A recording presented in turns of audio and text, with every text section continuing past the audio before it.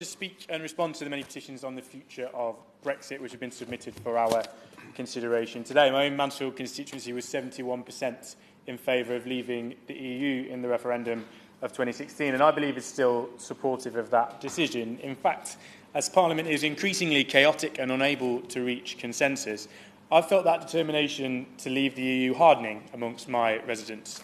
Increasingly, correspondence from constituents makes the point that they voted to leave and that one way or another, with a deal, without a deal, that decision must be respected come the 29th of March. The constituents who have signed the petition we're discussing today, the petitions have equally made their views clear. In my constituency, just short of 1,000 people from Mansfield and Warsop have signed the petitions in support of a clean Brexit on world trade terms, whilst only 150 have signed the petitions in favour of a second referendum or stopping Brexit. Nationally, by far, the biggest petition, as has been touched upon, is the one that says leave on world trade terms. Contrary to the narrative we often hear, if anything, I could argue that numbers in my constituency have shifted more in favour of leave since 2016, and my own anecdotal experience is certainly that those attitudes have hardened. The truth is, we argue in this place about precisely what leave meant on the ballot paper. It didn't have caveats. It said remain or leave, not leave subject to the EU being willing to grant us a deal, simply leave, one way or another. Parliament voted to have a referendum. The result was to leave. Parliament voted to trigger Article 50 and start the leaving process. Parliament voted for the withdrawal bill, which set the date of our leaving in stone, March the 29th. It did not specify we must have a deal in order to leave, simply that we must leave. And that remains the default legal position. It's no surprise that so many have signed the petitions to show their strong feeling that this has already been decided and this House should respect it. What politicians should be debating is not whether or not we leave, whether we have another vote, even if we should stay in the European Union. The only question on the table is about how we leave. There can be no question of us going back now on what both the Conservative Party and the Labour Party promised in their 2017 manifestos. Both promised to leave the European Union and respect the result. The member from Nottingham North mentioned our TV appearance before Christmas. He was wearing a very snazzy Christmas jumper, if I remember rightly. And we had a good debate, as we often do. I struggle with this position and those who say no to the deal, but also no to no deal. And I wonder, in the scenario where the European Union are clear that this might be the only deal on the table, what else is left that respects the result? We have to decide how we leave, and the deal that's on the table, the one we're going to be asked to vote for tomorrow, unfortunately, isn't good enough. It requires us to be part of a customs union. That means we continue to be bound by EU rules and regulations, rules over which we no longer have a say. That's not taking back control. That's worse than being in. As my honourable friend from St Austell and Newquay rightly said, you can't deliver on a vote for change by sticking as closely as possible to the status quo. If we can't come to an agreement on a future arrangement, and it seems quite likely, given how the last 2 years have gone, that we're not going to be able to come to an agreement, we'll be tied into a backstop that makes that customs union permanent, that we cannot leave without the European Union permission. And that same customs union arrangement is only for Great Britain, with different rules in place for Northern Ireland. That puts our union under threat, allows for Scottish nationalists to further stir the pot and seek yet more referenda until they get the answers that they want. It breaks the promise that the Prime Minister made to the people of Northern Ireland. The withdrawal agreement we're presented with doesn't fulfil the promises in the Conservative manifesto, and it's simply not acceptable. And that, I feel, is why so many of my constituents signed petitions in favour of no deal.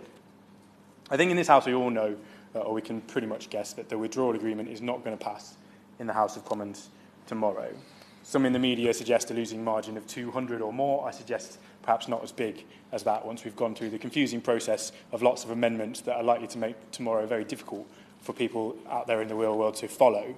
In fact, there are scenarios wherein the government could vote against the withdrawal agreement at the end of the day if it's amended in a way they're not happy with. But one way or another, what that means is the most important question now, and has always been, what happens next? It's not about tomorrow, it's about what is plan B.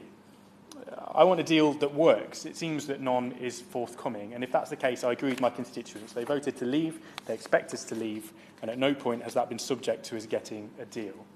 Though the media, many in this building, like to talk about no deal, the truth is leaving on world trade terms is actually not no deal at all. It's hundreds of deals and transitional arrangements, both in cooperation with the EU and independently to make sure it can be done as smoothly as possible. Nobody wants chaos, and we will continue to work together to make sure that's not the case. That's why so many constituents have supported a petition, because they see through Project Fear and they see the benefits of our independent Britain going into the future, whether it's on world trade terms, no deal, whatever you want to call it.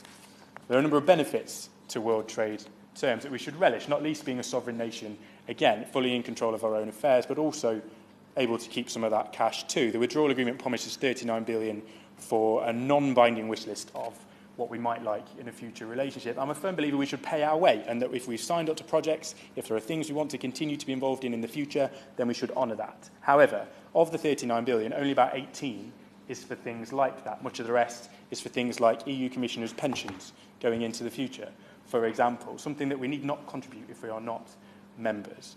And as has been touched upon before, we've had that in our pocket to use in this negotiation, and we haven't utilised that leverage, which we would give away if we signed this withdrawal agreement. A significant proportion of that money could be saved and spent on our priorities in the UK. The clean break draws the end to all of this uncertainty. Everyone who's spoken here has talked about the problems and the challenges of addressing this in Parliament when there is no consensus, and that everybody has a strongly held view for all of the right reasons, absolutely. But that is the only way to draw a line and move on. Everyone knows where we stand, the debate is done, we can focus on the things that genuinely affect the everyday lives of citizens in this country. There's so much more we need to deal with that has been lost in this Brexit melee, and that the best thing for Britain is to move on. It also allows us the freedom to make trade deals of our own, in contrast with the withdrawal agreement that the US, New Zealand, Australia have suggested would make that very difficult. The government's already looking at how we transfer across existing deals from the EU, Switzerland, for example, in order to provide continuity to ensure that we're trading on better than world trade terms with many advanced economies. And actually, we need never trade on world trade terms with Europe either. Article 24 of the World Trade Organization Treaty allows us to continue trading with Europe on zero tariffs while we negotiate a free trade arrangement. Leaving on these terms is a change, of course. Change is required either way, whether we have a deal, whether we have the withdrawal agreement or not. Things will still have to change.